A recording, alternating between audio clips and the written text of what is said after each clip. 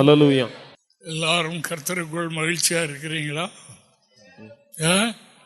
கைதான தூக்குறீங்க, முகத்தில் பார்க்க முடியலையே. எல்லாரும் மகிழ்ச்சியா இருப்போம்.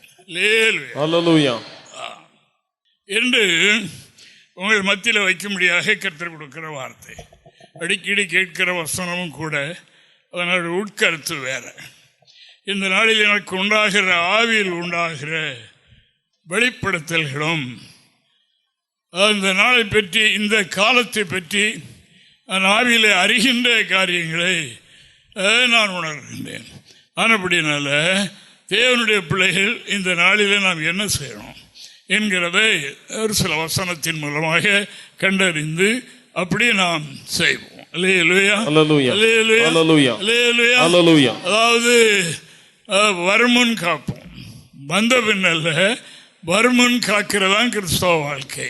அதாவது ஒரு சோதனை வந்த பிறகு போராடுவதல்ல, வருவதற்கு முந்தையே அதற்கு அணை போடணும்.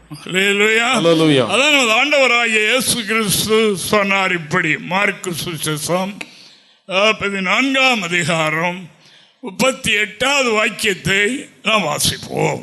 நீங்கள் சோதனைக்கு உட்படாதபடிக்கு விழித்திருந்து ஜெபம் பண்ணுங்கள். சோதனைக்கு உட்படாதபடி விழித்திருந்து ஜெபம் பண்ணுங்கள். ஆவி உற்சாகம் உள்ளதுதான், மாம்சமோ பலவீனம் உள்ளது. அது ஆண்டவருக்கு தெரியும். மாம்சம், எல்லா மாம்சமும் பலவீனம் உள்ளதுதான், ஆனால் ஆவி உற்சாகம் உள்ளது. ஆவி உற்சாகம் உள்ளது. அப்படினால் என்ன சொல்லுகிறார் என்றால், சோதனைக்கு உட்படாதபடி. சோதனை வரும். சுவாமிக்கும் சோதனை வந்தது. அவர் மாம்சத்தில், மனுஷத்தில், இந்த பூமியில் அவர் மருமக்களுக்கு மீட்பை தர வந்தபடியினால் அவருக்கு விரோதமாக சோதனை இருந்தது என்று நாம் காணுகின்றோம். ஆண்டவர் என்ன சொன்னார்?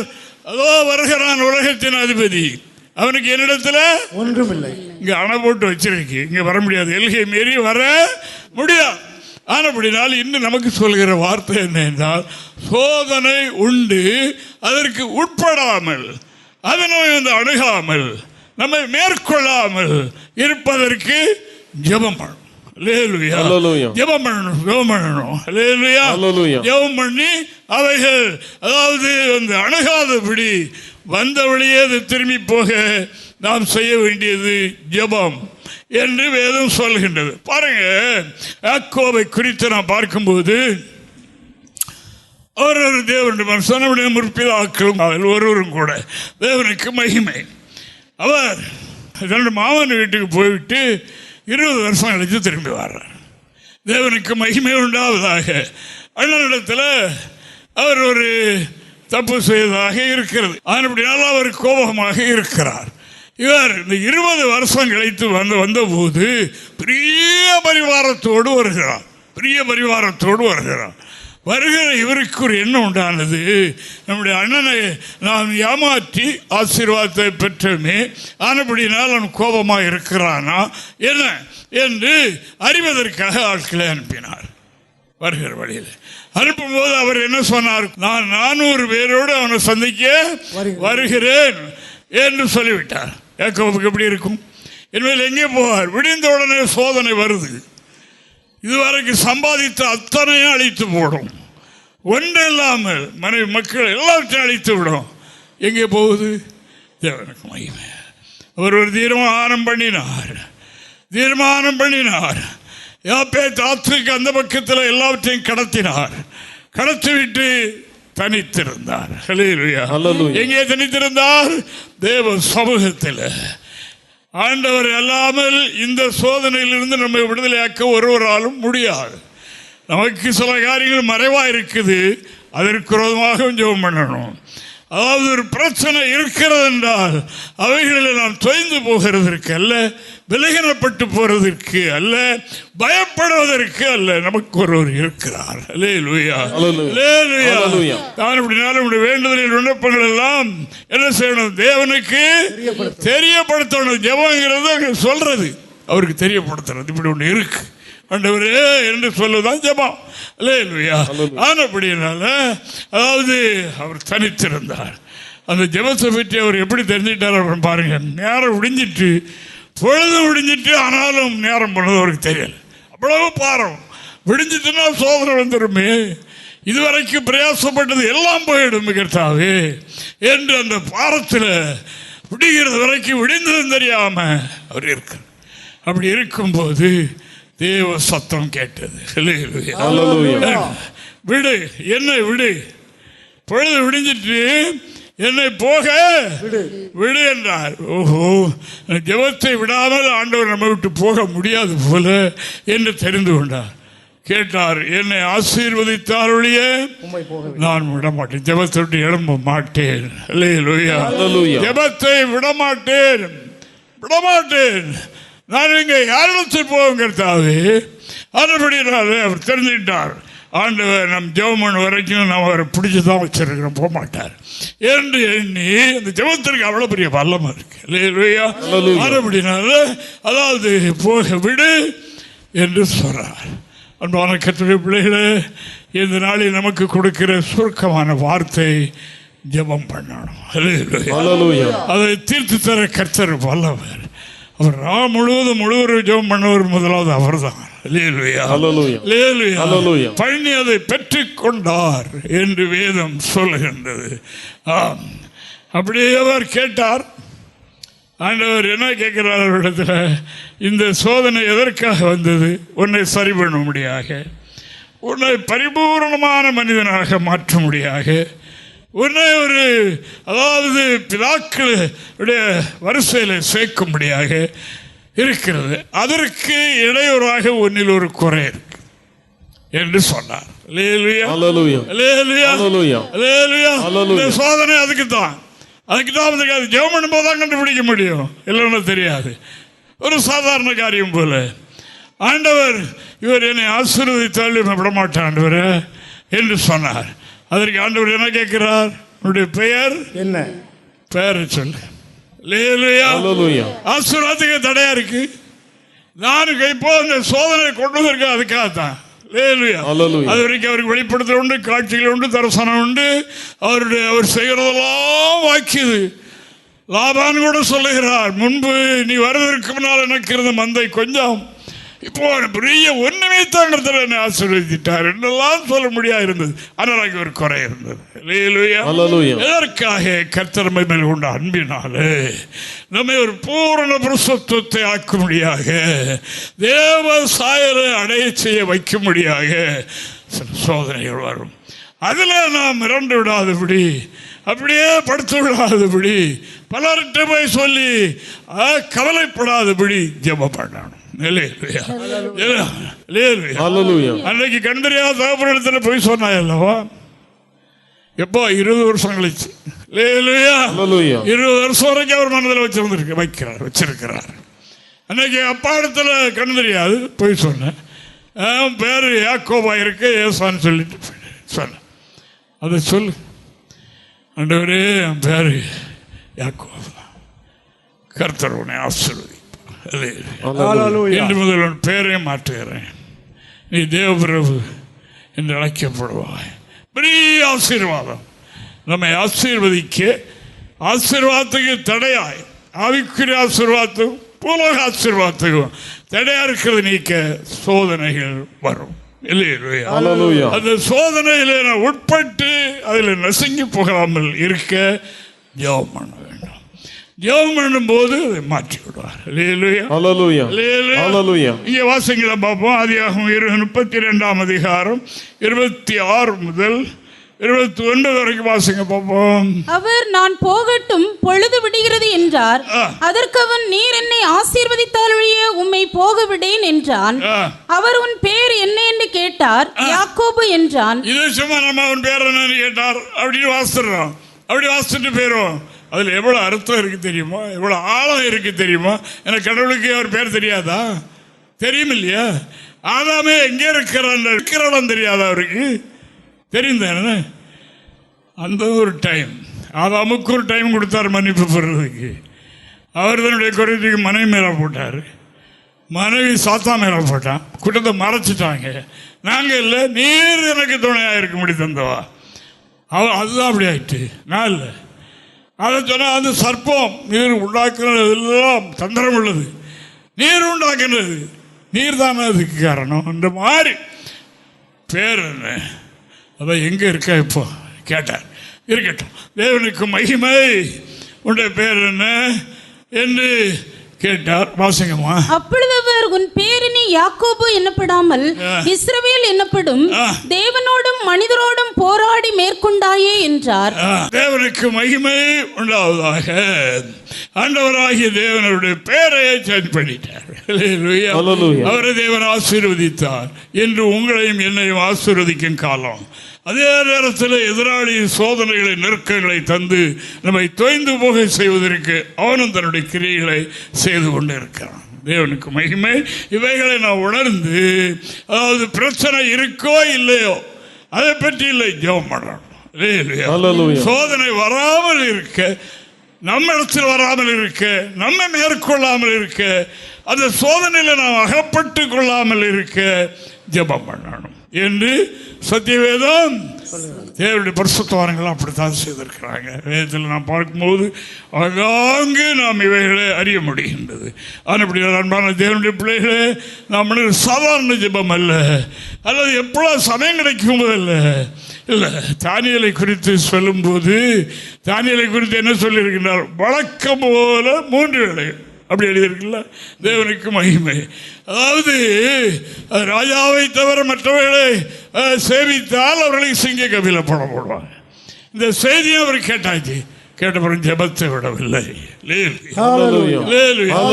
ஜெபத்தை விடவில்லை. வழக்கம் போல முன்பு செய்தது போல அவர் 3 வேளையும் ஜெபம் பண்ணி வந்தார். அதாவது அவருக்கு சோதனை வந்தது, சோதனைக்கு அவர் உட்படவில்லை, அவரை மேற்கொள்ள முடியவில்லை. ஏது? ஜெபம். அவர் ஜெபம் பண்ணினார் என்று நாம் காணுகின்றோம். பொறாமை கொண்ட மற்றவர்கள், ஒரு கைதியாய் பிடித்து கொண்டு வந்தவன் நம்முடைய தேசத்தில் நம்ம மேல ஆளுகை செய்யக்கூடிய அதிகாரியா இருக்கிறான். எப்படி உன்னை கொண்டு வரணும், இல்லாமல் ஆக்கிரணும் என்ற பொறாமையில் ராஜாவுக்கு இது புரியலை. ராஜாவும் முத்திரை மோதிரத்தினால அதிகாரம் கொடுத்துட்டார். அப்போ தானியேலை, அதாவது சிங்கக்கபியில் போடுவதற்கு உத்தரவிட்டார். உத்தரவிடும்போது அவர் என்ன சொல்கிறார்? இப்போ நம்ம வசனத்தை பார்ப்போம். தேவனுக்கு மகிமை உண்டாவது. தானியேல் 6ஆம் அதிகாரம் 10வது வாக்கியத்தில் ராஜா என்ன சொல்லுகிறார்?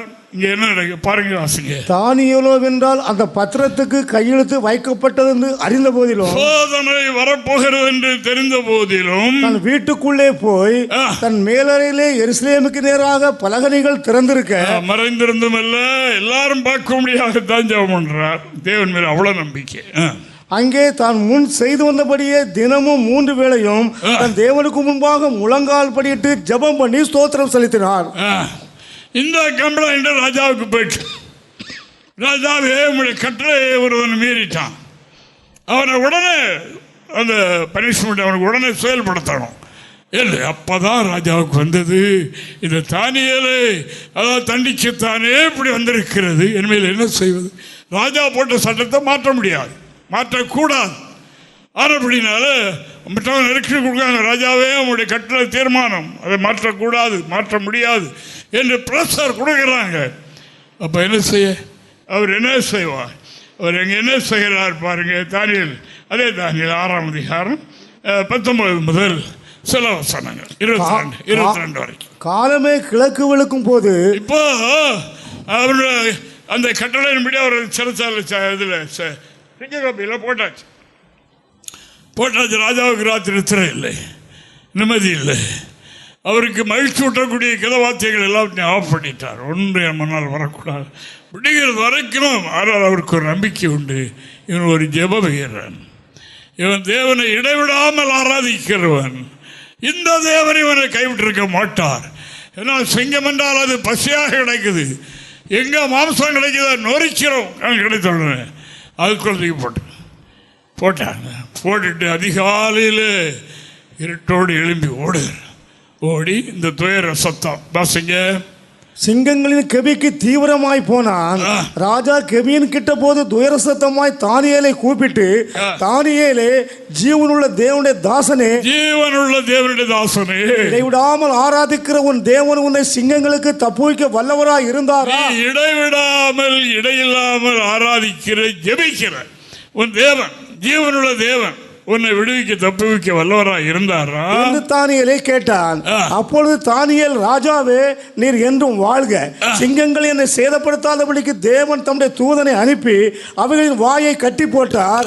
அது ஏனென்றால் அவருக்கு முன்பாக நான் குற்றமற்றவனாய் காணப்பட்டேன், ராஜாவாகிய உமக்கு முன்பாகவும் நான் நீதிகேடு செய்ததில்லை என்றார். நாமத்தில் தேவனுக்கு மகிமை உண்டாவதாக. ஜீவனுள்ள தேவனுடைய தாசனாகி தானியேலே, நீ இடைவிடாமல் ஆராதிக்கிற தேவன், இடைவிடாமல் ஜெபிக்கிற தேவன். எவ்வளவு பெரிய சட்டம் என்னால் உருவாக்கப்பட்டது என்று கேள்விப்பட்ட பிறகும் மறைந்திருந்து ஒளிந்திருந்து ஒரு மறைந்த கிறிஸ்தவனாயில்லாமல் நீ ஒரு வெளியரங்கமாக பலகைகளெல்லாம் திறந்து வைத்து விட்டு முழங்கால் நின்று செவம் பண்ணாயே, அந்த கடவுள் ஒன்றை தப்புவிக்க வல்லவராய் இருந்தாரா? ஆமென்.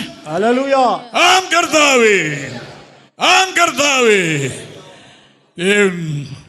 நம்முடைய தூதனை அனுப்பி என்னை உள்ளே போறதுக்கு முன்னாலே தூதனை அனுப்பி சிங்கங்களின் வாயை கட்டிட்டார். உயிரோடு தான் இருக்கிறேன். எப்படி இருக்கும் பார்த்தீங்களா? இது இப்ப கடைசி காலத்தில் நடக்க போற காரியம் இவைகள் தான் என்று நடக்கிறது. இதற்கு பிறகுதான் தேசத்தில் ரட்சிப்பு, தேசத்தில் பெரிய மாறுதல் உண்டாகும். இந்த சூழலை ஏற்பட்ட பிறகு ராஜா சட்டத்தை மாற்றி போட்டான். பார்த்தீங்களா? அந்த தானியேல் தேவன் தான் தேவன். அந்த தேவனை யார் ஆராதிக்கலையோ அவருடைய வீடுகளாக இருக்கலாம். என்ன திரும்பி செய்தான், இருக்கட்டும், தேவனுக்கு மகிமை.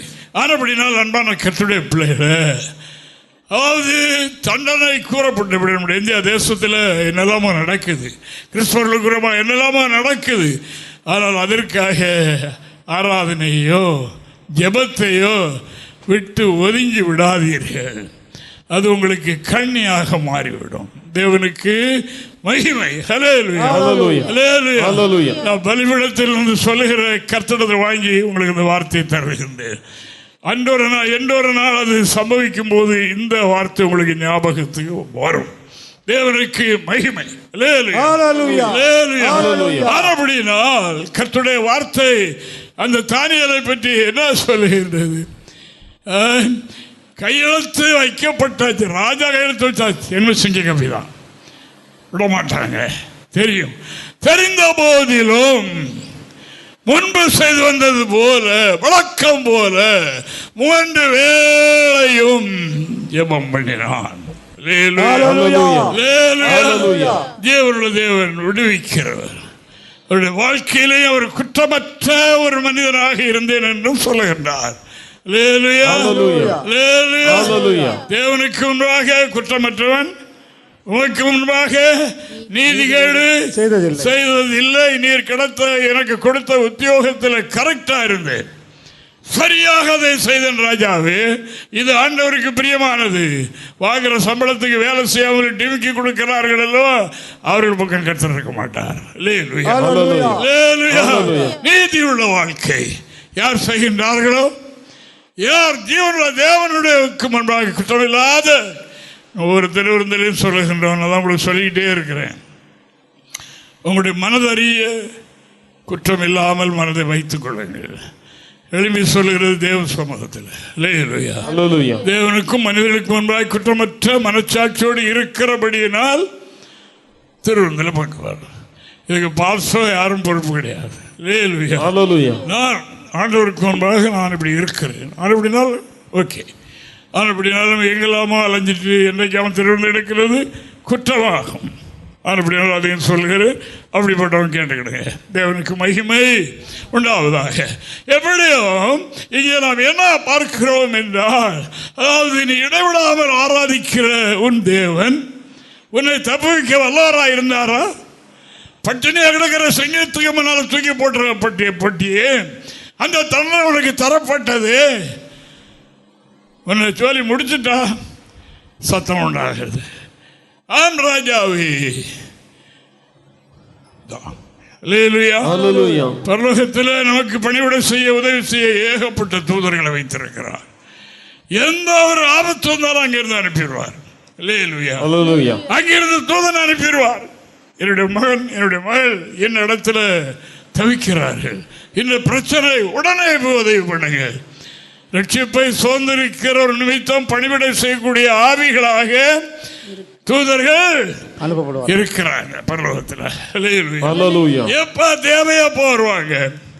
ஆனால் நாம் எப்படி இருக்கணும் என்றால், ராஜா தேவனுக்கு முன்பாக குற்றமில்லாதவர்களாக, நாம் உலக பிரகாரமான காரியத்தில் பெற்றோரையுடையவர்களுக்கு பெற்றோருக்கு, கணவனை உடையவர்கள் கணவனுக்கு, இப்படி ஒவ்வொருவரும் தங்களுக்கு மேற்பட்டவர்கள் அவர்கள் கொடுக்கிற கட்டளைகள், அதில் நான் நீதிகேடு செய்யவில்லை, அதுக்கு ஒழுங்காக அவைகளை நிறைவேற்றினேன் கர்த்தாவே என்று நிறைவேற்றினேன் ராஜாவே. ஆனபடியினால் சிங்கம் என்னை ஒன்றும் செய்ய முடியவில்லை. எனக்கு உதவியாக தூதர்கள் வந்து சிங்கத்தின் மாயை கட்டி விடுகிறார். அன்பான தேவனுடைய பிள்ளைகளே, ஜெபம் பண்ண ஜாக்கிரதையாயிருங்கள். எல்லாம் திருப்தியாக இருக்கும்போது மட்டுமல்ல, எல்லாம் நிறைவாக இருக்கும்போது மட்டுமல்ல, நெருக்கடி நேரத்திலேயும், நெருக்கடி வந்த போதிலும் தேவனை ஆராதிக்கிறது, ஆலய வழிபாட்டில், தனி ஜெபத்தில், குடும்ப ஜெபத்தில், கணவன் மனைவிக்கும் குடும்பம் என்றால் இருக்கும் வருத்தங்கள் கோபங்கள் வரும். அதுக்காக குடும்ப ஜெபத்தை ஆராதிக்கிறதை விட்டுறாங்க. தேவனை தொழுது கொள்கிறதை விட்டுறாங்க. அப்படி செய்யுங்கள். அப்படி செய்தால், அதாவது தேவன் ஒருபோதும் கைவிட மாட்டார். பக்தன் தாவீது ராஜாவுக்கு இந்த அனுபவம் கூடுதலாக உண்டு. அதை அவர் இங்கே சொல்லுகிறார் பாருங்க. 37வது சங்கீதம் 25வது வாக்கியத்தை வாசிக்கும் போது அவர் யாரை கைவிட மாட்டாராம். அவர் சொல்லுகிறார், நீதிகேடு செய்யவில்லை உமக்கு முன்பாக ராஜாவே, ராஜாவே, ஆண்டவருக்கு முன்பாக குற்றம் இல்லாமல் நடந்தேன், ஆனபடினால் இந்த சோதனை என்னை மேற்கொள்ள முடியவில்லை. இப்ப தாவீது ராஜா என்ன சொல்ற பாருங்க, வாசிங்க. நான் இளைஞனாயிருந்தேன், முதிர் வயதுள்ளவனும் ஆனேன், வயசாயிற்று, ஆனாலும் நீதிமான் கைவிடப்பட்டதையும் அவன் சந்ததி அப்பத்துக்கு இறந்து திரிந்ததையும் நான் இதுவரைக்கும் பார்க்கிறேன். நிறைய சம்பவங்கள் இந்த வயது, என்னுடைய வயது இப்பொழுது 80-90, ஆனா நிறைய பார்த்திருக்கிறேன், இந்த ஒண்ண பார்க்கல. நீதிமான் கைவிடப்பட்டதை சிங்கங்களின் வாயில அகப்பட விட்டது இல்லை என்பதை நான் அறிவேன். ஆனபடினால் தேவனுடைய பிள்ளைகளை ஜெபம் பண்ணுங்க, ஜெபம் பண்ணுங்க. ஆலயத்தில் வரும்போது ஸ்தோத்திரம் பண்ணுங்க. எதுக்கு? உங்களுக்காக தானே. இந்த ஆராதனை கூடி ஆராதிக்கிற நேரம் சேர்க்கிற நேரம் தெரியுமா? கிருபை, உங்களுடைய கிருபை இம்மட்டும் நிர்மூலமாக இருக்கும்படி காத்தது. சோத்திரம், அநேகர் சோத்திரம் செய்யும் போது கிருபை பெருகும். அந்த இருக்கிற கிருபை பெருகிக்கிட்டே இருக்கு. இங்கே குடவன்ல பெருகி நிறைஞ்சிக்கிட்டே இருக்கு. சந்தர்ப்பம் வரும்போது அது செயல்படும். நீங்கள் கிருபை இல்லாமல் வெறுமையாயிருப்பு எங்கேயுமே மாட்டிக்கிட்டீங்கன்னா ஒன்று உங்களை விடுதலை ஆக்காது. போடுகிறார், நீதிமான் பாவிகளுக்கு இல்லை, பாவிகளுக்கு இந்த அவசரம் இல்லை. நீதிமான் கைவிடப்பட்டதை எப்போ இளமையிலிருந்து வாலிபனாயிருந்து முதிர் வயது ஆயிற்று, இதை பார்க்கவில்லை. நீதிமானாயிருக்கிறவன் கைவிடப்பட மாட்டான். ஆமே. அந்த ராஜா சொன்னார், தானியேலே, ஜீவனுடைய தேவனுடைய குமாரனாகிய தாசரே, நீ இடைவிடாமல் ஆராதிக்கிற என்னுடைய சட்டம் பிறப்பித்த பிறகும் நீ ஜெபத்தை விடவில்லையே, அந்த 3 வேளை ஒழுங்காக ஜெபம் பண்ணினாயே, அந்த தேவன் உன்னை விடுவித்தாரா? ஆம் ராஜாவே, விடுவித்தார், விடுவித்தார். கர்த்தருடைய பிள்ளைகளை நாம் ஆராதிக்கிற தேவன் அப்படிப்பட்டவர். நாம் இப்படிப்பட்ட நேரத்தில் அநேகர் ஒருவர் கூடி சோத்திரம் பண்ணும்போது கொஞ்சம் கிருபை பெருகும். நம்ம குடும்ப ஜெபம் பண்ணும்போது பண்ணி சோத்திரம் பண்ணும்போது இன்னும் கொஞ்சம் கிருபை பெருகும். சபையா அநேகராய் சேர்ந்து சோத்திரம் பண்ணும்போது நிறைய கிருபை பெருகும். அநேகருடைய சோத்திரத்தினால கிருபை பெருகிக்கிட்டே இருக்கும். அது சந்தர்ப்பம் வரும்போது அந்த கிருபை நம்மிலிருந்து செயல்படும், நமக்கு பாதுகாப்பு கொடுக்கும், நமக்கு அது நன்மை செய்யும். அது அப்படின்னா சோத்திரம் பண்ணுங்கன்னா அது என்னமோ இருக்கு. தேவனுக்கு மகிமை உண்டாவதாக. அதனால் இந்த மனிதன் மேலே கோபமும் வரும், என்ன சும்மா போட்டு சொல்லிட்டு கிடக்காரு சோதரம் பண்ணுங்க, அப்படியே வந்துடும். இதுக்கு தான் அதை சொல்லித் தர்றோம் உங்களுக்கு. அதாவது தேவ பிள்ளைகள் தூங்க போகும்போது தூக்கம் வர்ற வரைக்கும் சோதரம் பண்ணுகிற தேவனுடைய தாசர்கள் பிள்ளைகள் மக்கள் உண்டு. அந்த சோத்திரத்தினுடைய அருமையை தெரிந்தார். அது தேவனை என்னை மகிமைப்படுத்துவது என்று கர்த்தர் சொல்லுகிறார். அவரை மகிமைப்படுத்த கிருபை வந்து இறங்கும். அப்படின்னால தேவனுடைய பிள்ளைகளே, அது வேற சப்ஜெக்ட் இருக்கட்டும். இப்போ நாம என்ன செய்யணும் என்றால் கர்த்தரை எடுத்து ஜெபம் பண்ணணும், ஆராதிக்கணும். தேவனை ஆராதிப்பதும் அது ஒரு ஜெபம்தான். தேவனுக்கு மகிமை அதை செய்ய வேண்டும். அது சோதனைக்கு நம்மை உட்படாதபடி காக்கும். முன்னமே அந்த சோதனைக்காரன் நம்மை தொடாதபடி இருக்க நம்மில் மறைந்திருக்கிற குற்றத்தை வெளிப்படுத்தி தரும். ஜெபம் பண்ணும்போதுதான், ஜெபம் பண்ணாத போது வராது. அப்போஸ்தலனாகிய பேதுரு எவ்வளவு பெரிய மனிதன் பார்த்தீங்களா, எவ்வளவு பெரிய ஆளு. அவங்களிலே யூதர்கள்ட்ட ஒரு இது இருந்து, நான் தான் பெரிய ஜாதி, மற்றவர்களாம் தீர்ப்பானவர்கள் என்ற ஒரு எண்ணம் இருந்தது. ஏன்னா ஒரு பெரிய அப்போஸ்தலன், பெரிய ஆள், தேவனுக்கு மகிமை. ஒரு நாள் ஒரு யோப்பா பட்டணத்தில் தோல் பதனிடுகிறவனுடைய வீட்டில் இருக்கும்போது பசியாக இருக்கிறார். ரொம்ப பசி எழுதியிருக்கு. அந்த பசிக்கு ஆகாரம் தயாராகிட்டு இருக்கு. அந்த நேரத்தில் ஆவியானவர் சொன்னார், மேல் வீட்டில் ஏறி ஜெபம் பண்ணு என்று சொன்னார். மேல் வீட்டில் போய் ஜெபம் பண்ணு. ஜெபம் பண்ணினார். கண்ணை மூடியதுடனே விஷயம் உண்டாயிட்டு. என்ன, மேலிருந்து ஒரு கூடு இறங்கி வருது. 4 முனைகளும் கட்டப்பட்டு இறங்கி வருது. உள்ள எட்டி பார்க்கிறார். உலகத்தில் உள்ள எல்லா ஜீவராசிகளும் அதற்குள்ள இருக்கு, எல்லாம் இருக்கு. அப்போ மேலே சத்தம் உண்டாச்சு, பேதுரு பசியாக இருக்கார் இல்லவா, அதை அடித்து புசி. அவர் என்ன சொல்றார், ஆண்டவரே தீட்டம் அருவருப்பானது ஒன்று நாங்கள் புசிக்க மாட்டோம் என்று நமக்கு தெரியல, நியாயப்பிரமாணம் சொல்லுகிறது அல்லவா, இப்படிப்பட்டதெல்லாம் சாப்பிடக்கூடாது என்று சொல்லியிருக்கு இல்லையா, ஆனாலும் இதெல்லாம் நாங்கள் சாப்பிட மாட்டோமே என்று அவர் சொன்னார். என்னுடைய வாய்க்குள்ளது போனது இல்லையே, நாங்கள் நியாயப்பிரமாணத்தை கை கொள்ளுகின்றவர்கள் என்று சொன்னார். ஆண்டவர் சொன்னார், நான் பரிசுத்தமாக்கினதை நீ தீட்டாக எண்ணாதே. இவர்களெல்லாம் இப்படிப்பட்ட தாக்கமுடையவர்கள் இருக்கிறார்கள் அல்லவா. இவர்கள் ஒரிஜினல் கிறிஸ்தவர்கள் கிடையாது, வேதம் அறியாதவர்கள். வேதத்தில் எப்படி வந்தது ஜாதி? ஒரே ஒரு மனிதன் தானே, ஒரே ஒரு குடும்பம் தானே. அந்த ஜெனரேஷன் அழிந்த பிறகு பழையபடியனுவா என்கிற ஒரு குடும்பம் தானே இப்போ இருக்குல்ல. அது எங்கிருந்து வந்தது?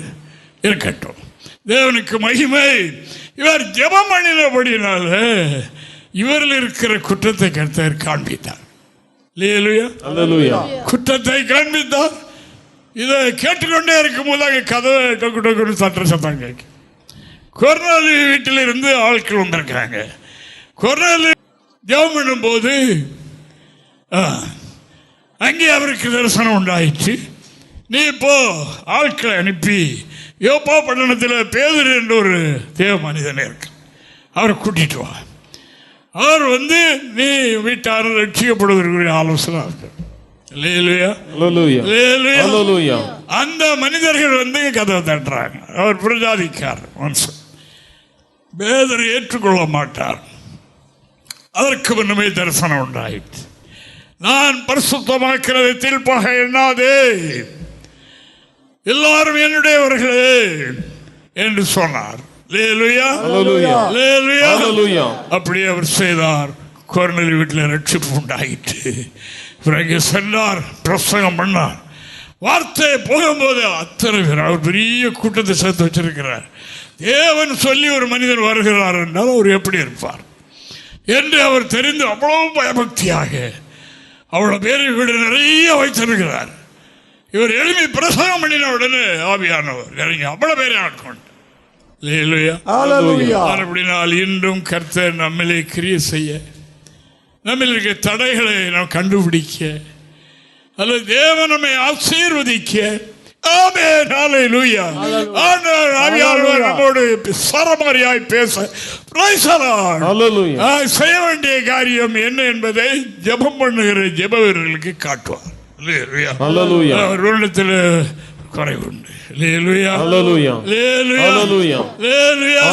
நித்திய ஜீவனை சுதந்திரிக்க நான் என்ன செய்ய வேண்டும் போதகரே என்று கேட்கும் போது, அன்பு என்றால் என்ன? ஆண்டவர் அவனிலே அன்பு கூர்ந்து, அதான் அன்பு, உன்னில் ஒரு குறை உண்டு என்று சொன்னார். இதை செய், நித்திய ஜீவனை சுதந்திரிக்கலாம். அன்புங்கிறது அதுதான். எல்லாம் எப்படியும் போகிறாங்க, வருத்தப்படுவாங்க, அவங்க மூலம் கிடைக்க வேண்டிய ஆதாயம் நமக்கு போயிடும் என்கிறவர்கள் தேவனுடைய தேவனை சார்ந்தவர்கள் அல்ல என்பது நாம் அறிந்திருக்கிறோம். எவ்வளவு பெரிய ஆளாக இருந்தாலும் சரி, அவ்வளவு பெரிய பிரதான ஆசாரியனாகிய ஏலிக்கு ஒரு சின்ன சாமுவேல் போய் சொன்னார் இல்லையா? ஆமா, சொல்லணும். ஜெபம் பண்ணும்போது குறைகள் கண்டுபிடிக்கப்படும். கடவுள் நம்மை ஆசீர்வதிப்பார். நம்மை ஆசீர்வதிக்கத்தான், அல்லது சோதனைக்காரன் பிசாசு நம்மை தொடாமல் இருக்க அதிபதி, உலகத்தின் அதிபதி வருகிறான். அவனுக்குரிய ஒன்று என்கிட்ட இல்லை, அவன் என்கிட்ட வர முடியாது. ஏன்னா அவனுடையது ஒன்று என்கிட்ட இல்லை. அதை காட்டுவதற்காகத்தான் ஜெபம் பண்ண சொல்லியிருக்கு. யார் கூடுதலாய் ஜெபம் பண்ணுகிறார்களோ அவர்களை வடிகட்டி சின்ன புள்ளி போன்ற குறைகளையும் காட்டுவார். இதற்கு அவர்களை ஆசீர்வதிக்க, இவர்கள் பிசாசுக்கு பயப்படாமல் நிற்க, தகுதி உள்ளவர்களாய் மாற வைக்க ஆண்டவர் அப்படி செய்கிறார். அப்படினால் ஜெபம் பண்ணுங்கள். தூங்கிக் கொண்டல்ல, விழித்திருந்து தூங்கிக் கொண்டு ஜெபம், விழித்திருந்து ஜெபம். அப்படினால் தேவனுடைய பிள்ளைகிட்ட ஒரே நாள் இந்த பிள்ளைகளெல்லாம் கூப்பிட்டு பேசினேன். ஜெபம் பண்ணுறீங்களா? எல்லாரும் ஆமான்னாங்க. எப்போ? இல்லை, எங்கள் வீட்டில் 3 நேரம் நாங்கள் ஜெபம் பண்ணுவோம். 3 நேரம் குடும்ப ஜெபம், 3 நேரம் ஜெபம் பண்ணுவோம். அந்த ஜெபம் கிடையாது. ஆராதனை பொது ஆராதனையோ குடும்ப ஜெபமோ அல்ல. ஒரு மனிதன், ஒரு மனுஷி தேவனோடு அன்பாக இருக்கிறார்கள் என்றால் தனி ஜெபம். இவர்கள் தான் அவர் மேல் நட்புடையவர்களாக இருக்கிறார்கள். ஒருவர் தேடி போகும்போது, வீட்டுக்கு தேடி போவார், பிரதர் எங்கே, அவன் எப்படி நண்பன் வீட்டில் தான் எப்போ நேரம் கிடைச்சாலும் அங்கே தான் இருப்பான் இல்லையா? ஆனால் நட்பு எங்கே இருக்கிறதோ அங்கே தான் இவர்கள் இருப்பார்கள். அப்படினால தேவன் மேல் அன்புள்ளவன் எங்கே இருந்தார்? 12 சீசர்களுக்கும் இல்லாத ஒரு இது வந்து பார்த்தீங்களா, இயேசுவின் மார்பில் சாய்ஞ்சிட்டது. அவர் மட்டும்தான். கிடைக்கிறார்கள் அங்கேதான் இருப்பாங்க, அங்கேதான் இருப்பாங்க, வேற இடத்துல இருக்க மாட்டாங்க. வேற பார்வைலாம் அவங்களுக்கு கிடையாது. கோயிலுக்குள்ள வந்த பிறகு அங்கேயும் இங்கே எப்படி பார்க்கறதெல்லாம் இருக்காது. கோயிலுக்கு ஒரு அதுக்கு தானே. பரிசுத்த ஸ்தலத்தில் போய் பார்க்க ஆசையா இருந்து வல்லமையும் மகிமையும் கண்டேன். அப்படிங்களா? ஆலயத்துக்கு எதுக்கு வர்றது? உண்மை பார்க்க. ஆலயத்தில் கர்த்தர் இருக்கிறார் என்றும் சங்கீதக்காரன் சொல்கின்றார். அந்த ஆலயத்துக்கு நாங்கள் எதுக்கு வருகிறோம்? கர்த்தரை பார்க்க. ஒரு கர்த்தரை பார்த்து விட்டால் அவருடைய ஆவி நிறைவு வந்து வல்லமை மகிமை அவரை ஆட்கொள்ளும். அப்படி இல்லாதனால தானே நமக்கு ஏதோ ஒரு இது, பாஸ்டர் கொஞ்சம் மக்கி சத்தம் போட்டாருன்னா, பாட்டை கொஞ்சம் விரட்டி பாடினா அது இல்லை. மற்ற இடங்களே அப்படித்தானே நடக்கு. அதாவது இழப்பால் உண்டாகிறதுக்கு கொட்டை போட்டு அடித்து ஒரே பல்லவியை திரும்ப பாடி அப்படி போய் இந்த தாளில் நெருப்ப கொடுத்தனா பக்கரி பிடிக்கும் எனக்கு. அப்படி ஓலையில் கொளுத்துற தீ உண்டு, தாளில் கொளுத்துறது, பெரிய தடிகளில் கொளுத்துற நெருப்பு மாதக்கணக்காக அணையாது. பரிசுத்தாவி ஒன்றே, நெருப்பு என்பது ஒன்றே, அது பற்றி பிடிக்கிற இடம்தான் முக்கியம். அப்படின்னா அன்பான கர்த்தருடைய பிள்ளைகளை, நான் உங்களுக்கு கர்த்தருடைய வார்த்தையை சொல்றேன். கர்த்தருடைய வார்த்தையை உங்களுக்கு சொல்லுகின்றேன்.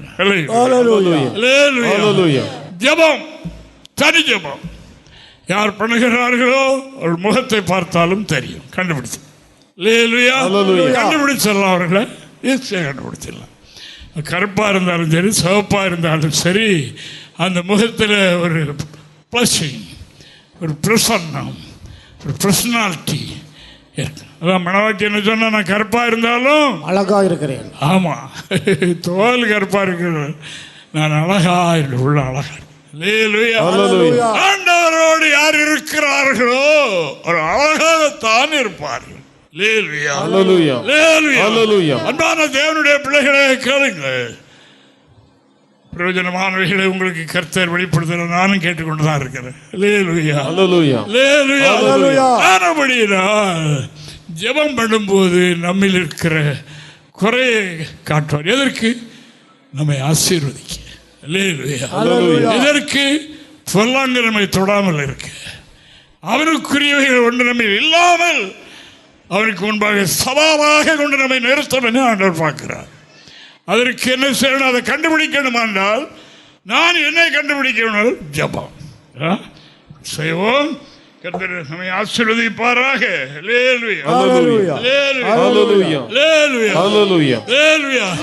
அதுக்காக நீதிமானுக்கு துன்பம் வராதுன்னு நினைச்சிட கூடாது. நீதிமானுக்கு வரும் துன்பங்கள் அநேகமா இருக்கும். கடைசி வரைக்கும் அவர்களுக்கு குறமாத்தான் அவனுடைய கண்ணு.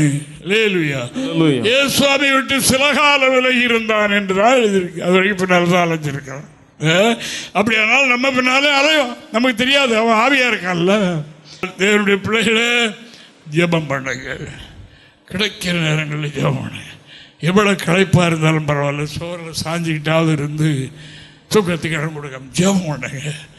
விலையினமாக இருக்கா, நீ படுக்கிற கட்டிலையோ ஒரு சேரையை போட்டு கையை முழங்காய வச்சுக்கிட்டு சோத்திரம் பண்ண ஜெபம் பண்ணுங்க. சோத்திரம் ஒரு ஜெபந்தான். அதுக்கு அந்த நேரத்தில் டைம் பாஸ் பண்ண எதையும் பண்ணாதுங்க. ஆண்டவராகிய தேவன் தன்னுடைய சீடர்கள் ஆண்டவரிடத்தில் ஒரு நாள் கேட்டார். யோவான் தன்னுடைய சீசர்களுக்கு ஜெபம் பண்ண கற்றுக் கொடுத்திருக்கிறார். ஆண்டவர், நீர் எங்களுக்கு கற்றுத்தாரும் என்று கேட்டார். ஜெபம் பண்ணுவது எப்படி, எங்களுக்கு கற்றுத்தாரும் என்று கேட்டார்கள். அப்படி கர்த்தர் என்ன சொல்லிக் கொடுக்கிறார்? ஜெபம் பண்ண வேண்டிய விதம், ஜெபம் பண்ண ஒரு விதம் இருக்கு. அந்த ஜெபம் பண்ண அந்த விதமாக பண்ணணும். எல்லாவற்றையும் நான் அடிக்கடி சொல்லுவேன், பரிசுத்த ஆராதனையுடைய ஆசீர்வாதத்துக்காக ஜெபம் பண்ணுங்க என்றால் அதுக்குத்தான் ஜெபம் பண்ணணும். கேட்டீங்களா? அது மரம்புறான் கறி, நம்ம ஒரு கனியை பறிக்கிறோம், அதே குறிவித்தாடி அது விடும் இல்லையா? அப்படி செய்யணும். குடும்ப ஜெபத்தில் எல்லாம் அப்படி. குடும்ப ஜெபத்தில் 3 பாட்டு 4 பாட்டு பாடுங்கன்னா பிள்ளைகளாம் தூங்கிடும். அப்படிப்பட்டவங்களும் இருக்காங்க. ஆராதனையில் 4 பாட்டு பாடுவோம் இல்லையா? அதில் 4 பாட்டு குடும்ப ஜெபத்தில். சின்ன பிள்ளைகள் இருக்குமா? இருக்கு. விதம் உண்டு, எல்லாவற்றுக்கும் விதம் உண்டு. அப்ப ஜெபம் கற்றுக் கொடுக்கும் போது அந்த ஜெபத்தில் அதாவது ஒரு வேர்ட்ஸ் சொல்லி கொடுத்திருக்கிறார் பாருங்க. வாசிங்க, மத்தேயு 6ஆம் அதிகாரம் 13வது வாக்கியத்தை வாசிங்க பாப்பா. எங்களை சோதனைக்கு உட்பட பண்ணாமல் தீமை நின்று எங்களை ரட்சித்துக் கொள்ளும் என்று ஜெபம் பண்ணுங்கள். ஜெபம் பண்ண வேண்டிய விதமாவது என்று ஆரம்பித்து அநேக காரியங்களை சொல்லுகிறார். நமக்கு ஜெபத்தில் நமக்கு என்னென்ன காரியங்கள் கேட்கணும் அவ்வளோ இதில் அடங்கியிருக்கு. இன்னைக்கு மற்ற ஆவிக்குரியவர்கள் பரமண்டல ஜெபம் சொல்றதில்லை. அதுக்கு நம்ம சொல்கிறாங்க, நாங்கள் மன்னிக்கிறது போல இருக்கேன், நம்ம மன்னிக்க வாசிக்கிறோம். ஒன்று. இன்னொன்று, அன்னன்னைக்குள்ள ஆகாரத்தை தாரும் என்று எழுதிக்கிற 1 வருஷத்துக்கு வீட்டில் வச்சுக்கிட்டு பேங்கில் வச்சுக்கிட்டு நாம் அப்படி சொல்லலாமா அப்படின்னு சொல்கிறாங்க. இல்லை, அதெல்லாம் பெரிய கதை, ஆவிக்குரிய காரியம். கேட்டீங்களா? வீடு நிறைய இருந்தாலும் அவனுக்கு எல்லாம் சாப்பிட முடியாது. அவனுக்கு சாப்பிட முடியாத எத்தனை பிள்ளைகினங்கள் இருக்குது. சாப்பிட கிருபை தாருமையான்னு கேட்கணும். நம்முடைய இல்லாமையினால் இல்லை, இருக்கிறதையும் சாப்பிட முடியாது. அது அவர் கிருபை செய்தால் தானே சாப்பிட முடியும். அப்படினால அதாவது அப்படி போல சொல்ற. அப்போ என்ன சொல்றார்? சோதனைக்கு உட்படாதபடி தீமை நீங்கள் ஐக்கியங்களை காத்துக்கொள்ளும். சோதனைக்கு உட்படாதபடி எங்களை காத்தரணும். ஜெபம் பண்ணுங்க. எஸ் சுவாமி சொல்லிக் கொடுத்தவர். இது ஒரு பிரதானமான வார்த்தை. தேவனுக்கு மகிமை. ஜெபத்தில் ஆண்டவரே, சோதனைக்காரன் சுற்றி அலைகிறான். ஆண்டவரே, உடைய பிள்ளைகளை எங்கே விளக்கறிதோ அதை அணைக்கிறது ஓடிட்டு இருக்கான். அப்படினால அது அணுகாதபடி எங்களை காத்துக்கொள்ளும் என்று சொல்லணும். நாங்கள் நாளுக்கு நாள் பிரகாசித்துக்கிட்டே இருக்கணும் என்று சொல்லி ஜெபம் பண்ணணும். அப்போ ஜெபம் பண்ணணும் என்று கர்த்தர் சொல்லி நான் இருக்கிறேன் என்று கர்த்தர் சொன்னாலும் ஜெபம் பண்ண வேண்டும். இயேசு சுவாமி நம்முடைய சீடர்களுக்கு கற்றுக் கொடுத்த காரியம் இது ஒன்று. தேவனுக்கு மகிமை உண்டாவதாக. ரட்சிக்கப்பட்ட தேவனுடைய பிள்ளைகள் செய்கிற ஜெபம் மிகவும் பலமுள்ளது என்று இங்கே யாக்கோபு எழுதுகிறார்.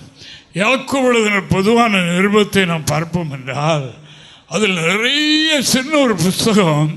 அதில் ஒரு மனிதனுக்கு வேண்டிய நடைமுறையில் அதாவது இருக்கிற சாதாரண விளங்கிக் கொள்ளக்கூடிய அநேக வார்த்தைகள் இருக்கு. அதில் இது ஒன்று. வாசிங்க. யாக்கோபு எழுதின பொதுவான நிருபம் 5:16.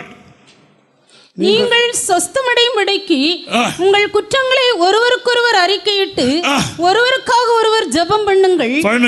நீதிமான் செய்யும் ஊக்கமான வேண்டுதல் மிகவும் பலனுள்ளதாய். நீதிமானுடைய ஜெபம், நீதிமானுடைய ஊக்கமான வேண்டுதல் மிகவும் பலமுள்ளது. அப்படினால நாம் இப்போ இந்த நாட்களில் பாவிகளாயிருந்த நம்மை ஆண்டவர் நீதிமான்கள் ஆக்கி கொண்டே இருக்கிறார். அந்த நீதிமான்களை இருக்கிற விண்ணப்பத்திற்கு அவருடைய செவிகள் திறந்தார். நீதிமான் ஊக்கமான ஜெபம் மிகவும் பலமுள்ளது. அவருடைய செவி திறந்தார் என்று நவேத்தில் பார்க்கிறோம். தேவனுக்கு மகிமை. ஆனபடினால் தேவனுடைய பிள்ளைகளை இன்று நம்முடைய மனதில் வைத்துக் கொள்ளக்கூடிய வார்த்தை என்னவென்றால், ஜெபம் பண்ண ஜாக்கிரதையா விழித்திருந்து ஜெபம் பண்ணுங்கள். எதிராளி சுற்றி அலைகிறான், அவன் நம்முடைய எல்கைக்குள் வராமல் இருக்க.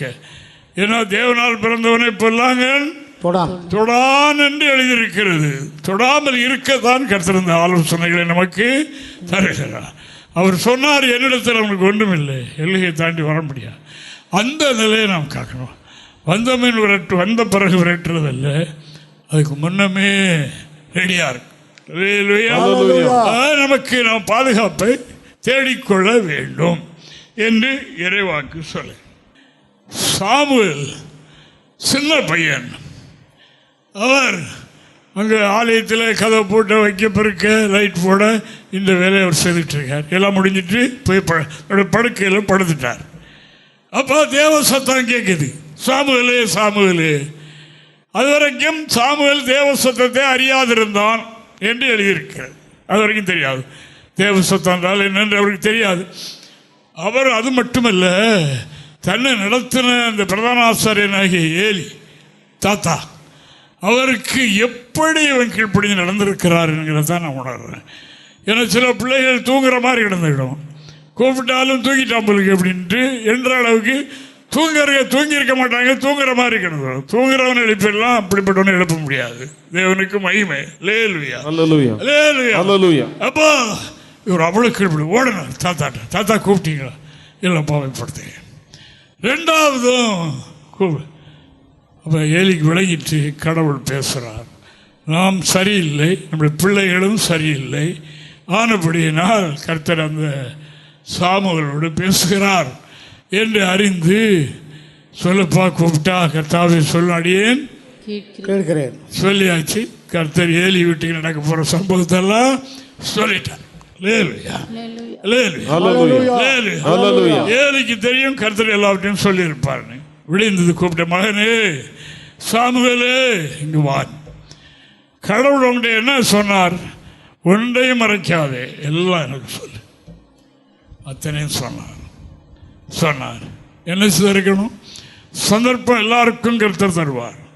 யாரை கொண்டாவது பேசுவார். சாட்சி சொல்லும்போது யார் மூலமாக நம்முடைய குற்றங்களை நம்மை அதாவது தேவ கோபத்திலிருந்து விடுதலையாக்க அது வரும். அதுக்கு என்ன செய்யணும்? நம்மை தாழ்த்தணும். இல்லையா? இந்த சின்ன பையன் சொல்லி நம்மை கேட்கவா அப்படியேங்கிற எண்ணம் வந்துட்டுன்னா அதுதான் பிரியுங்க. இங்கே ஏலியனுடைய சம்பவத்தை இங்கே பாருங்க, வாசிக்கலாம். தேவனுக்கு மகிமை. 1 சாமுவேல் 3ஆம் அதிகாரம் 18வது வாக்கியத்தை வாசிங்க பார்ப்போம். சாமுவேல் எல்லாம் சொல்றார், குடும்பத்தை பற்றி இப்படியெல்லாம் கர்த்தர் சொல்லிட்டார், அவருக்கு தெரியும் அத்தனை உண்மை என்று சொல்லிவிட்டு என்ன சொல்ற, கர்த்தாவே என்று விழுந்து மன்னிமையா என்னுடைய ஆகாது, சரி பண்ணிடுறேன், என்ன சரி பண்ண பிள்ளைய சரி பண்ணிடுறேன் அப்படி என்று அவர் சொல்லியிருக்கணும். அவர் என்ன சொல்றார் பாருங்க. அப்பொழுது சாமுவேல் ஒன்றையும் அவனுக்கு மறைக்காமல் அந்த காரியங்களை எல்லாம் அவனுக்கு அறிவித்தான். அதற்கு அவர் கர்த்தர் அவர் தமக்கு பார்வைக்கு நலமானது. யாரு சொல்றா? ஏலி. சாமுவேல் எல்லாம் சொல்லிட்டாரு. இப்ப ஏலி என்ன சொன்னார்? அவர் கர்த்தர் அவர் தமது பார்வைக்கு நலமானது செய்வாராக என்றார். செய்வாராக செய்துட்டு போட்டு அந்த மனநிலை இருந்தால்தான் பாதி. எந்த வகையில் ஆலோசனை வந்துட்டா அவர் பெரியவரோ சிறியவரோ யாரோ ஆலோசனை வந்துட்டா உடனே கடவுளே மன்னிச்சிருமையா, விடுதலை தார், என் குடும்பத்தை அழிச்சிடாதரும் அப்படின்னு சொல்லி அவர் கர்த்தர் அவருக்கு சுத்தமான செய்து போட்டோம். அப்படித்தானே செய்தாச்சு, அப்படித்தானே ஆச்சு. இப்போ அதான் பார்க்குறோம். ஆனால் அப்படின்னால அதாவது நாம் ஜெபம் பண்ண வேண்டும். நம்மில் இருக்கிற காரியங்களை கண்டு தாழ்த்தணும். யார் மூலமாக தேவ செய்தி வந்தாலும் சரி ஏற்றுக்கொள்ளணும். அல்லேலூயா. கீழ்ப்படியணும், ஜெபிக்கணும், ஆண்டவரிடத்தில் போய் தாழ்த்தணும். நான் பிரதான ஆசாரியன், இந்த பையன் யாரு அப்படின்னு என்ன நாள் போச்சு. நான் அப்படின்னால அப்படி செய்யணும். இங்கே ஒரு தேவ மனுஷன் ஒரு ராஜாவை பார்க்கிறோம். வாசிங்க பார்ப்போம். தேவனுக்கு மகிமை. ஆகாப் என்கிற இந்த ராஜாவை பார்க்கிறோம். இவன் நாட்டை ஆளுகின்றான். இவனுக்கு என்ன ஒரு ஆசை வந்துட்டுன்னா, அவனுடைய வீட்டு பக்கத்தில் ஒரு திராட்சை தோட்டம், ஒரு ஏழை மகனுக்கு நாபோத் என்ற ஒரு ஏழையினுடைய ஒரு சொத்து கிழக்கு. இவனுக்கு அதில் கீரை கொள்ள வைக்கலான்னுங்கிற எண்ணம் வந்து கேட்டான். அவர் ஏழையாக இருந்தாலும் நான் திராட்சை சுதந்திரம் தரமாட்டேன் என்றதுனால வந்து ரொம்ப சனமாப்படுத்திக்கிட்டு இருந்தார். அவர் ஒரு மனுஷன். மனைவி பயங்கர பவர்ஃபுல்லானார். அந்த அம்மா பேர் ஏசபேல். தேவனுக்கு மகிமை. இல்லையா? கேட்டா ஏன் சாப்பிடாம படுத்திருக்காரு? அப்போ இவர் எப்படி விஷயம் இதானா? நீர் அரசனா இருக்க இதை பெற்றுக்கொள்ள முடியாதா என்று எண்ணி அந்த ராஜாவினுடைய லெட்டர் பேடு அவரு பேரால் லெட்டர் எழுதி அனுப்பிட்டாள். எங்கே அனுப்பி இப்படி நாபத்தை உபவாசம் என்று சொல்லி அழையுங்கள் என்று பெரியவர்களுக்கும் சிறியவர்களுக்கும் சொல்லி ஒரு கூட்டத்தை தயார் பண்ணி அங்கே வரவழைத்து அவனுக்கெல்லாம் கொண்டு விடுங்க. தேவனுக்கு மகிமை. கொண்டு விட்டான். இப்போ சொன்னா அவன் உனக்கு பூமி தரமாட்டா அவனை கொண்டாச்சு. இப்ப எடுத்து அங்கே திஸ்பியனாகி எலியா, கர்த்தர் எலியாவை அனுப்பிட்டார். அனுப்பி அவனுக்கு அவனுடைய குடும்பத்துக்கும் வரப்போகிற தீமைகளை நீ போய் சொல்லு இப்படி சம்பவம் என்று சொன்னார். எலியா அங்கே வந்துவிட்டார். வந்த உடனே அவன் என்ன சொல்லுகிறான்? பயஞ்சனே என்னை கண்டுபிடிச்சிட்டாயா? என்ன அர்த்தம்? கண்டுபிடிச்சிட்டேன். ஆமாம், உன்னுடைய குடும்பத்தின் மேலே இன்னெல்லாம் நிற்கிது வரப்பு சொன்ன உடனே அந்த ஆகாப்ப அதான் சொல்றேன், எவ்வளோ பெரிய பாவியாக இருந்தாலும் சரி தன்னை தாழ்த்தி விட்டால், கடவுளுக்கு முன்னால தன்னை தாழ்த்தி விட்டால் கண்டிப்பாக கர்த்தர் இறங்குவார்.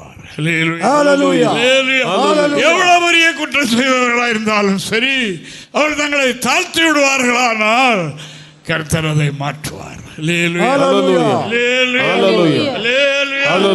அதைத்தான் இன்று நாம் அறியணும், நானும் அறியணும்.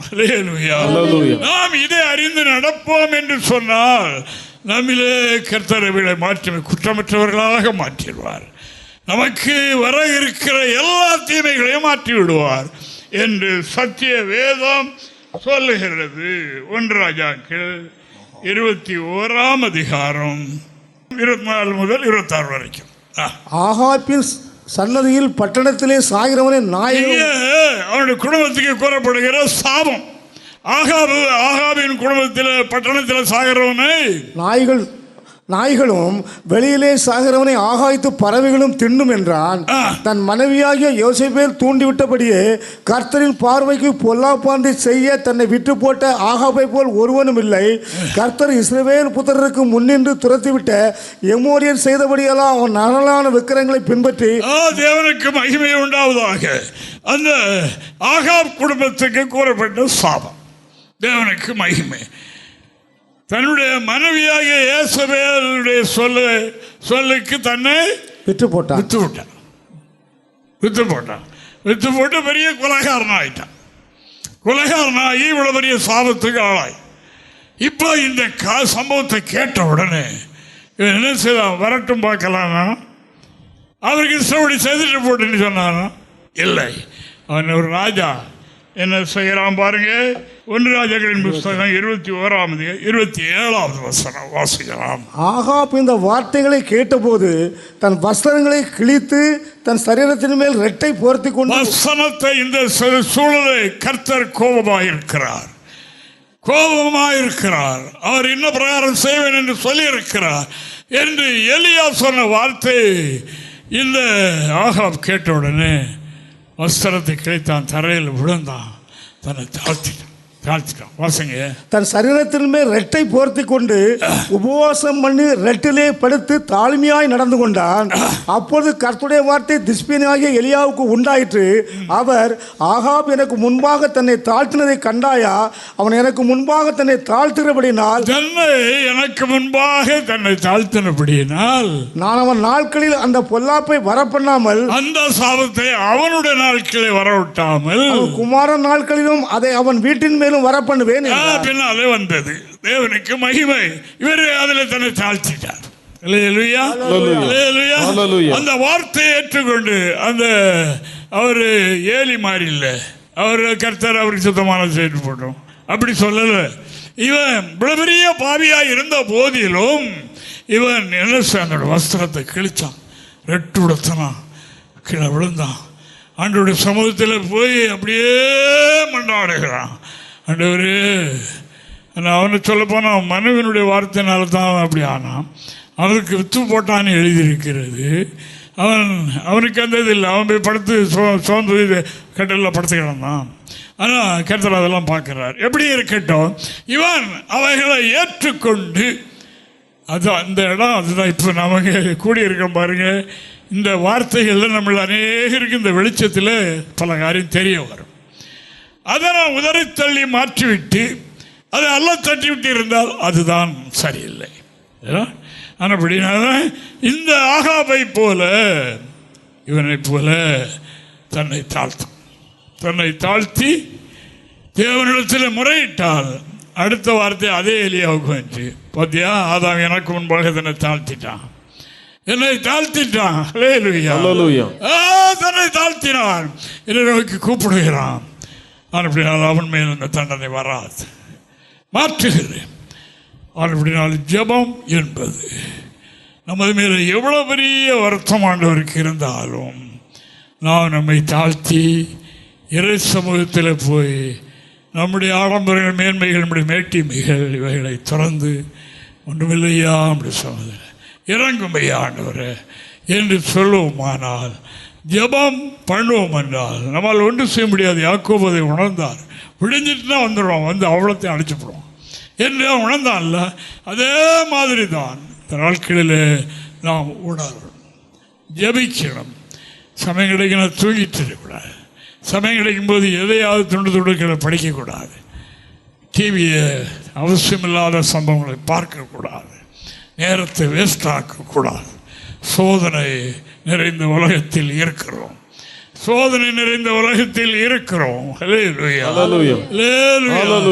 கவனமாக இருப்போம் என்றால் நாமே பாக்கியவான்கள். அப்படினால் எல்லாருக்கும் ஒரு சந்தர்ப்பம் தேவன் கொடுக்கிறார். அதை பிடித்து கொண்டு நமது மேல், நம்முடைய குடும்பத்தின் மேல், நம்முடைய எல்கைக்குள் பொல்லாங்கன் வராதபடி கலக்க கவனமாக இருப்பான்.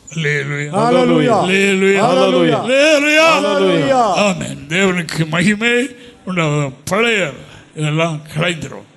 எல்லாம் கிறிஸ்துவுக்குள்ள இருந்தா புதிதாய் கொஞ்சமா எல்லாம் புதிதாய், எல்லாம் பழையவைகள் ஒழிஞ்சு எல்லாம் புதிதாய், எல்லாம் புதிதாக. அதுதான் நம்ம பார்த்துட்டு இருக்கோம். எனக்கு ஒரே ஒரு தவறு, தவப்பங்கிட்ட போய் சொல்லிட்டு ஆசீர்வாதம் வாங்கிட்டு போனார்.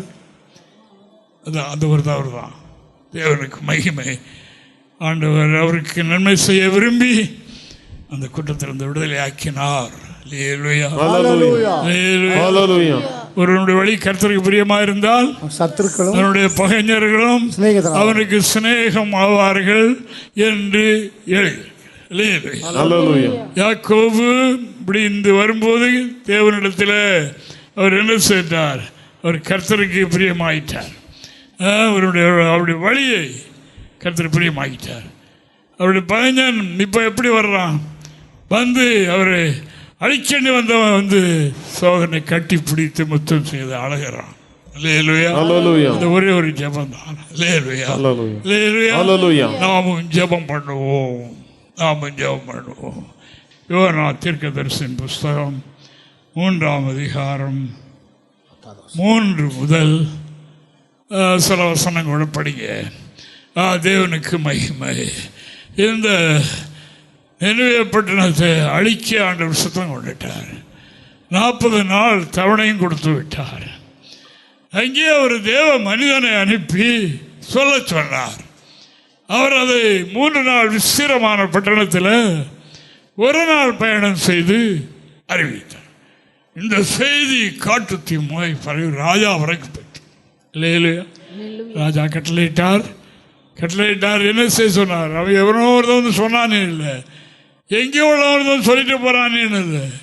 கடவுளுடைய வார்த்தையாக எடுத்து நம்ம பட்டணம் அந்த நிலையில் தான் இருக்கிறது என்று உடனே தன்னை தாழ்த்தினான்.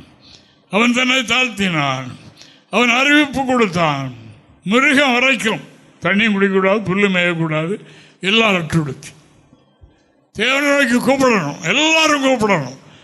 யாருக்கு தெரியும், ஒருவேளை கர்த்தர் இறங்கினாலும் இறங்கலாம் என்று சொல்லப்பட்டது. அவர்கள் எல்லாரும் மனம் திரும்பி விட்டார்கள் என்று அறிந்து தான் செய்வோம் என்ற காரியத்தை மாற்றிவிட்டார். 40 நாளில் அழிப்பேன் என்று சொன்னார். அதை அழிக்கவில்லை. ஏன்? அவர்களெல்லாம் தங்களை தாழ்த்தினார். ஆண்டவரை நோக்கி கூப்பிட்டார். மிருகங்கள் கூட தண்ணி குடிக்கக்கூடாது. தேவகோபம் மாறிட்டு.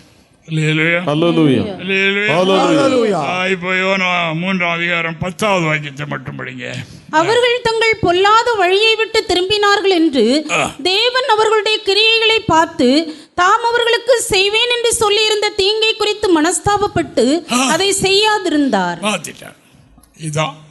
இதான் அவர்கள் எதிர்பார்க்கிறது இதுதான். அதாவது நம்மை ஒரு ஈக்குவலாக அல்லது நம்மை ஒரு எதிரியாக அல்லது வேறு மாதிரி பார்க்கல. நமக்கு ரொம்ப தயவு வச்சிருக்காரு. வைத்து எப்படியாவது உனக்கு கிடைத்த இந்த நாளில் ஆகிலும் சமாதானத்துக்கு ஏற்றுகளை அறிந்திருந்தால் நலமாயிருக்குமே என்று எருசலேமை பார்த்து கண்ணீர் வடித்த தேவன் தம்முடைய ஜனங்களை பார்த்து கொண்டு எப்படியே நிற்கிறார். தாழ்த்திட மாட்டாயா? மனம் திரும்பிட மாட்டாயா? கிடைக்கிற நேரங்களை வீணாய் கிடைக்காமல் ஜெபம் பண்ணுவாயா என்று எதிர்பார்க்கிறார். ஜெபம் பண்ணும்போது தான் நமது மேல் என்ன இருக்கு, நாம் எந்த லெவலில் இருக்கிறோம் கண்டுபிடிக்க முடியும். அது நமக்கு இந்த கிருபை வேண்டுமென்றால் ஜெபம் பண்ணுங்கள். கர்த்தர் உங்கள் அனைவரையும் ஆசீர்வதிப்பாராக.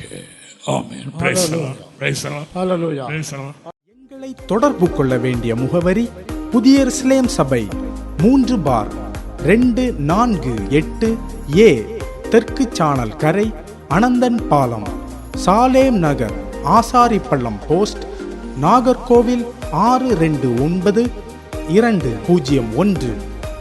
எங்களது தொலைபேசி எண் 8031313126 மற்றும் 94895294662.